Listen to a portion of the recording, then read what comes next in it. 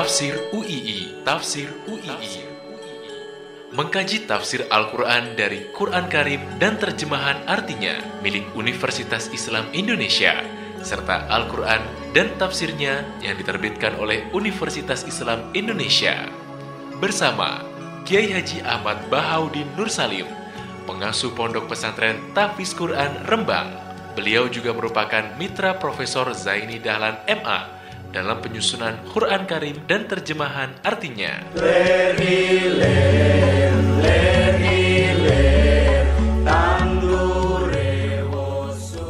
Para pendengar radio Unisia yang kami cintai, kami hormati, mari mengkaji ayat-ayat yang diterjemahkan oleh Universitas Islam Indonesia. Baiklah, kita meneruskan ayat-ayat kemarin dan kita tidak akan bosan mengulang-ulang ayat yang masih kita butuhkan penjelasannya. Kita mulai sekarang dari ayat atau kajian ayat 23 surat Al-Baqarah. A'udzubillahi minasyaitonirrajim. Wa in kuntum fi raibim mimma nazzalna ala abdina fa'tu bi suratim min mithlih wad'u syuhada'akum min dunillahi in kuntum shadiqin. Di terjemahan UI dijelaskan, jika kalian masih ragu tentang kebenaran wahyu yang kami turunkan kepada hamba kami, buatlah satu surat saja yang sepadan dan panggillah seluruh penolongmu selain Allah bila tuduhanmu benar. Logika umumnya adalah bahwa mereka ini menuduh Al-Quran karangan Muhammad dan mereka yakin betul Muhammad hanyalah seorang manusia. Normalnya kalau betul Muhammad seorang manusia dan bisa mengarang Al-Quran, mereka yang mengklaim mereka lebih cerdas, lebih pintar, lebih terpelajar harusnya bisa ngarang Al-Quran. Dan Al-Quran menantang mereka cukup satu surat saja yang menandingi Al-Quran. Tapi apa faktanya? Mereka tidak mampu. Sampai Rasulullah wafat pun mereka tidak mampu. Sampai sekarang pun mereka tidak mampu. Harusnya yang demikian menjadi satu keyakinan atau kesimpulan bahwa Al-Quran memang kalam Allah yang tidak bisa ditandingi oleh kalam manapun dan tidak akan tertandingi oleh karangan manusia apapun. Berikut beberapa cerita tentang naifnya mereka, ironisnya mereka. Saat mereka benar-benar sering kumpul dan rapat dan memutuskan ingin menandingi Al-Quran, mereka tidak mampu. Sampai menyewa orang yang bernama Musailamah. Oleh Islam, Musailamah ini disebut Musailamah Al-Kadzab, dia pendusta, dia pembohong. Setelah disewa ternyata apa? Mereka hanya minta 1-2 surat yang mirip Al-Quran. Misalnya begini, Al-Quran adalah wahyu Allah yang diantara yang diturunkan adalah surat Al-Fil. Alam taro kaifa fa'ala rabbuka bi ashabil fil.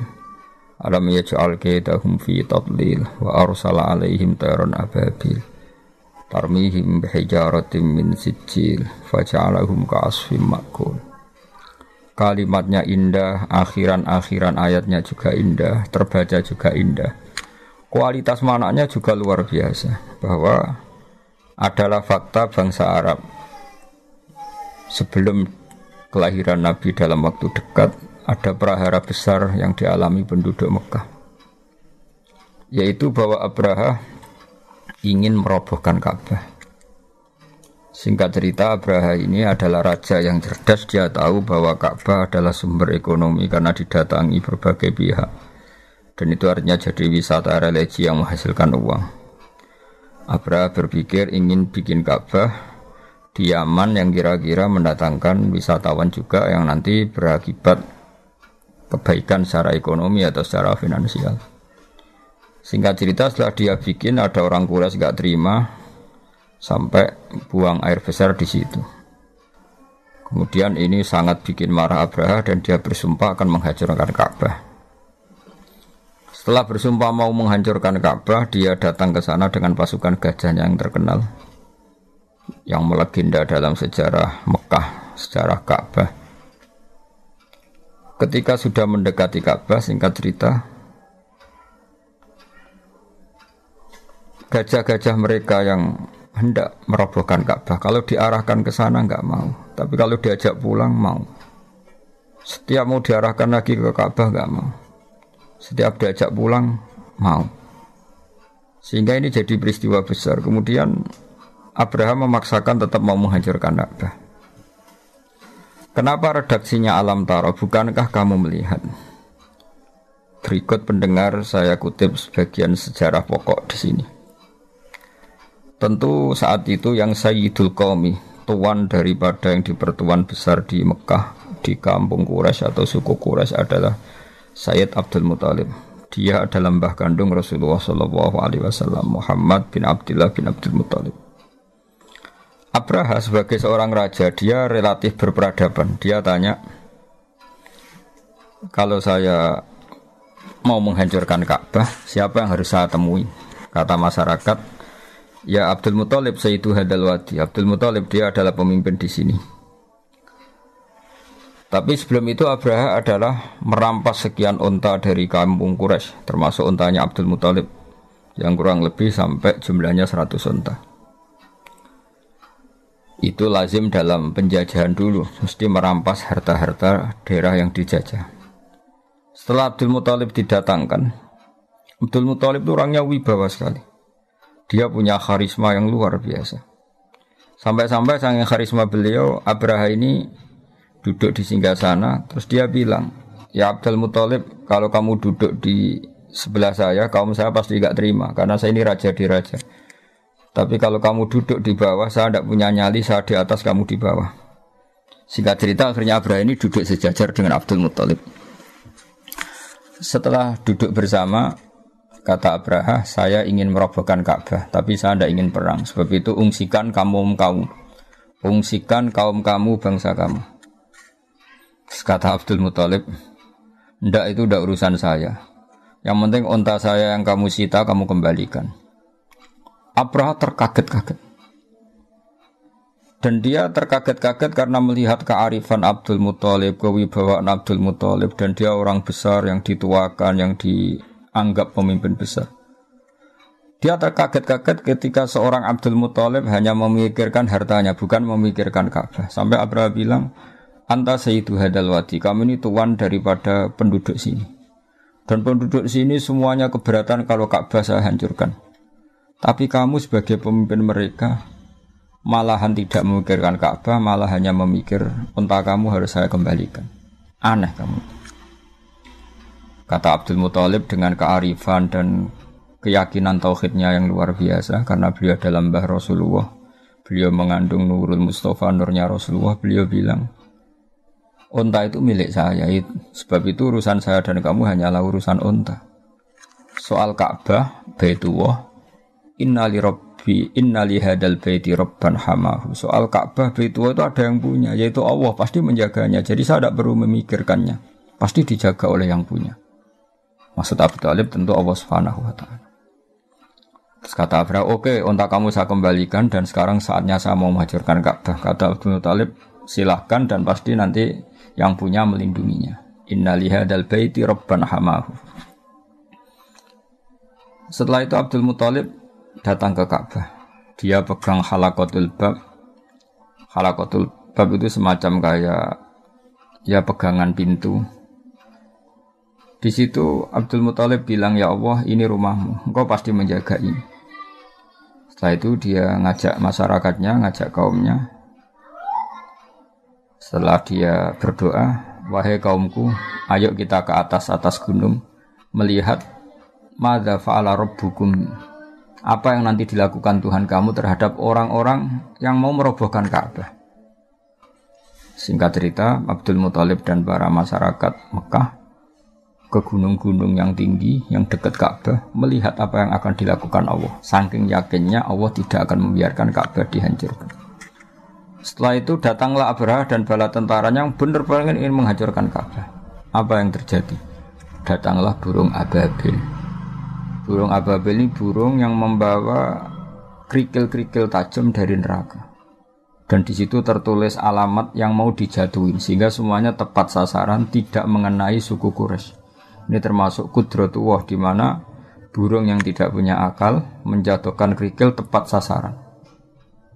Sehingga sebelum ada bom pintar, bom beralamat, bom yang terprogram dulu, orang sudah menyaksikan kecanggihan burung ababil yang menjatuhkan kerikil mesti tepat pada yang salah, tepat pada sasaran.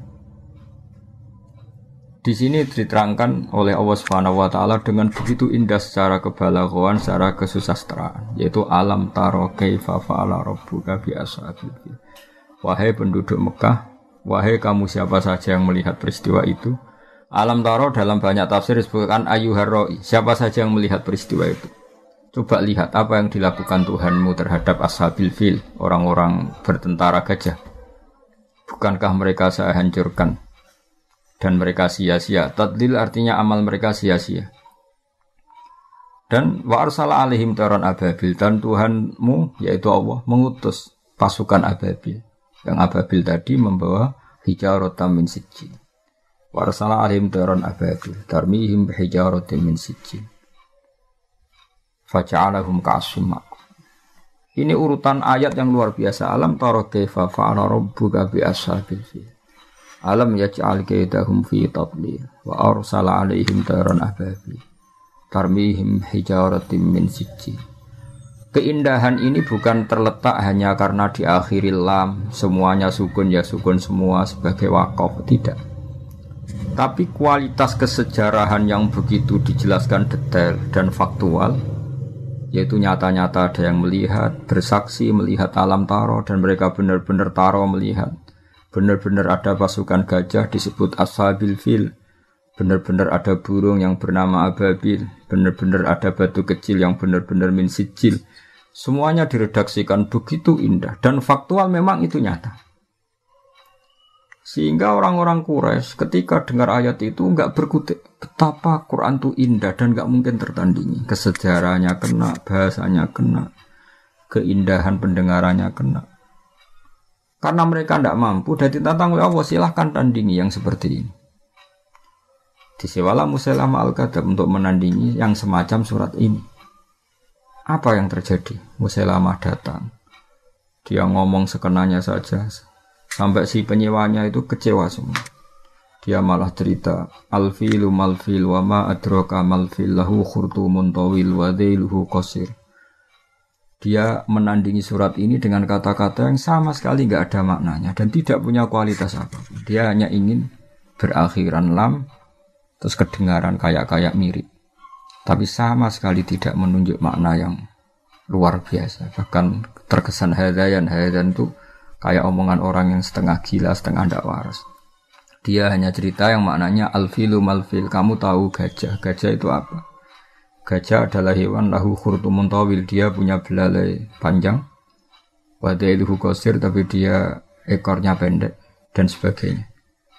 Dia hanya ingin berakhiran dengan lam dan menjelaskan sesuatu yang enggak penting sama sekali. Sehingga sampai para penyair bilang kami itu gila, kami itu pendusta. Sehingga disebut Musailamah Al-Kadzdzab. Ini pelajaran bagi kita bahwa Al-Quran adalah kalamullah dan siap diadu secara ilmiah. Saking siapnya sampai Quran bilang faktu. Kalau kamu enggak percaya dengan Quran ini adalah wahyu dari Allah, faktu, maka datangkanlah bisuratin mimisli. Kamu enggak apa-apa ngarang Quran asal kualitasnya sama, kebahasaannya sama, faktual sejarahnya sama, rohnya sama. Tentu mereka tidak akan mampu. Ketika nyata-nyata mereka tidak mampu, Allah sangat baik, masih memanggil mereka, fa'illam taf'alu walan taf'alu fattakun nar. Jika kamu tidak bisa melakukan itu, dan memang tidak akan mampu, walan taf'alu fattakun nar. Kamu sebagai manusia harus takutlah masuk neraka. Yang neraka itu saking panasnya, waquduhan nasu wal hijarah. Yang menjadi alat atau materi bahan bakarnya adalah manusia dan batu.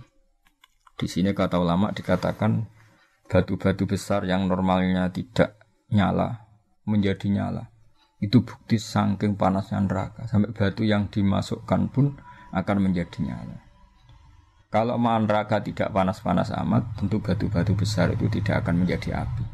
Tapi saking panasnya keadaan neraka, sampai batu-batu besar pun setelah dimasukkan menjadi bahan bakar, menjadi nyala dan menjadi bahan bakar. Wa'iddas lil kafirin.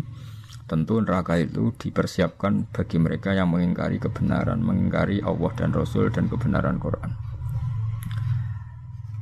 Dan sudah menjadi tradisi Allah Subhanahu wa taala setelah menerangkan orang-orang kafir, kemudian ayat diteruskan dengan menerangkan orang-orang mukmin. Wa basyiril ladzina amanu wa amilus solihati anna lahum jannatin tajri min tahtihal anhar. Sampaikan kabar gembira kepada mereka yang beriman dan beramal saleh bahwa bagi mereka surga-surga yang dihiasi oleh sungai-sungai yang mengalir. Kullama rusiku minha min thamaratir rizqan qalu hadzal ladzi ruziqna min qablu wa utubihi mutasyabiha. Setiap mendapat rezeki buah-buahan surga, mereka mengatakan rezeki ini pula yang telah diberikan kepada kami sebelumnya. Wa utubihi mutasyabiha, mereka mendapat rezeki yang serupa. Walahum fiha azwajum mutahharatu wa hum fiha khalidun. Mereka juga diberi jodoh-jodoh yang serba suci dan mereka kekal di sana. Orang-orang iman di Al-Quran seringnya dibarengi dengan wa'amilu sholihat, iman dan perilakunya soleh. Tentu ini penting sekali karena iman adalah bukti kita hidup, iman akan wujudnya Allah, iman bahwa pencipta langit adalah Allah. Tentu konsekuensinya juga harus iman bahwa Allah ini punya aturan. Karena Allah adalah zat yang memerintahkan kebaikan, maka kita yang mukmin harus bercirikan melakukan kebaikan. Allah sebagai pengatur alam tentu melarang segala jenis kerusakan dan kezaliman. Kita pun ingin menghindari sejauh mungkin kerusakan dan kezaliman. Sebab itu kita tidak boleh mendewa-dewakan iman saja, karena di Al-Quran seringnya kata iman dibarengi dengan kata wa'amilu sholihat dan berperilaku yang baik-baik. Para pendengar yang kami hormati, berperilaku baik-baik ini yang akhirnya bisa menjaga alam, menjaga alam raya. Betapa rusaknya alam ini kalau kita atau manusianya berbuat dolim. Betapa kacaunya sistem sosial, kacaunya tata surya, kacaunya apa saja. Bumi bisa dihancurkan lewat bom atom. Manusia bisa dihancurkan oleh narkoba. Konflik bisa disulut karena banyak orang yang berselingkuh, banyak orang yang mengambil haknya orang lain, istrinya orang lain sekenanya. Betapa rusaknya ini. Sehingga saking kacaunya kezaliman, Allah berfirman tuharal fasadu fil barri wal bahri bima kasabat aydin nas. Kalau ada kerusakan di mana saja, baik lautan maupun di daratan, semua pasti karena ulah manusia. Sebab itu kita yang mukmin harus berperilaku yang soleh. Soleh itu dari makna sesuatu yang pantas, yang layak. Baik layak secara agama, layak secara etika publik, maupun layak dengan alam. Artinya kita berperilaku sesuatu yang alam itu tidak menolak perilaku kita. Misalnya kita tidak bikin pencemaran, tidak bikin kerusakan di bumi dengan bom atom, dengan zat-zat kimia yang merusak alam dan sebagainya dan sebagainya. Sebab dalam bahasa Arab solihun masoluhalisye, sesuatu yang layak disebut soleh. Sehingga kita sebagai mukmin harus melakukan suatu amalan solihan, baik yang hubungannya dengan Allah disebut ibadah mahdhah, kayak kita sholat, kita sujud, kita puasa, maupun yang berhubungan dengan sama-sama manusia, sama-sama makhluk. Kita baik sama orang tua, keluarga, teman, anak, dan tentu juga harus baik dengan alam. Kita tidak merusak alam ini dengan bom atom, dengan kimia yang tidak pada tempatnya, tidak merusak dengan pencemaran. Bayangkan misalnya air yang menjadi sumber kehidupan kemudian diracuni oleh kimia-kimia yang membahayakan. Kita semua akan mati karena enggak ada sumber kehidupan, karena airnya tercemari oleh limbah, oleh sesuatu yang madarat, yang membahayakan. Sehingga kita sebagai mukmin selalu berdoa sama Allah supaya hidup kita adalah hidup yang baik, hidup yang soleh, dan hidup kita adalah cerminan dari iman kepada Allah Subhanahu wa taala, yang diantara paketnya adalah orang mukmin adalah orang-orang sing amilus sholihat. Karena Allah adalah zat yang baik, yang selalu membalas orang-orang yang baik. Kemudian orang-orang baik ini dijanjikan Allah annalahum jannatin tajri min tahtihal anhar. Orang-orang ini akan masuk surga, di mana surga itu serba indah. Di antara gambaran indahnya adalah dihiasi sungai-sungai yang mengalir, dan tentu dicukupi segala sumber rezeki, termasuk dicukupi juga kebutuhan-kebutuhan biologis manusia. Disebut walahum fiha azwajum mutahharah, punya istri-istri atau pasangan-pasangan yang tersucikan. Sudah gitu ditutup dengan wahum fiha khalidun, dan orang-orang baik di surga itu selamanya-lama. Perlu dimengerti oleh banyak pemirsa bahwa wahum fiha khalidun, kata ulama ahli fikih disebutkan kenapa orang mukmin yang amalnya di dunia terbatas. Misalnya orang soleh mungkin hidupnya hanya 60 tahun atau 80 tahun. Berarti amalnya dia hanya 80 tahun atau 60 tahun. Kenapa Allah begitu baik dan dibalas dengan surga yang selamanya lama, bukan hanya surga yang berdurasi 80 tahun. Kata para ulama, ini bagian dari sirinya, rahasianya hadis innamal a'malu binniyat. Amal itu akan mendapat pahala berdasar komitmen niat. Karena orang mukmin itu berniat andaikan hidup selamanya lama di dunia juga dia akan iman selamanya lama, maka dibalas Allah, dia pun masuk surga selamanya lama. Ini sirinya kenapa wahum fiha khalidun. Selain tentu satu karena fadlnya Allah, rahmatnya Allah, kata para ulama, ini sebagai balasan orang mukmin yang zaman di dunia berkomitmen akan iman selamanya lama. Kalau saja mereka ditakdir hidup 1 juta tahun pun, mereka akan iman 1 juta tahun. Dan kalau mereka diberi hidup tanpa batas, mereka tidak terbatas juga akan selalu iman kepada Allah, Rasul, dan Al-Quran, dan iman kepada kebenaran. Sehingga sebagai balasannya, niatnya, komitmennya iman, maka dibalas dengan surga yang mereka berstatus wahum fiha khalidun, selama-lamanya di surga. Saya kira demikian, semoga ini bermanfaat. Ini kita tutup dengan shadaqallahul azim. Insyaallah pertemuan berikutnya kita teruskan dalam kesempatan yang lain mulai ayat 26 surat Al-Baqarah. Assalamualaikum warahmatullahi wabarakatuh. Subhanallah wa bihamdihi adada khalqihi wa ridha nafsihi wa zinata arsyihi adada kalimatihi. Subhanallah wa bihamdihi adada khalqihi wa ridha nafsihi wa zinata arsyihi adada kalimatihi. Subhanallah wa bihamdihi adada khalqihi wa ridha nafsihi wa zinata arsyihi adada kalimatihi.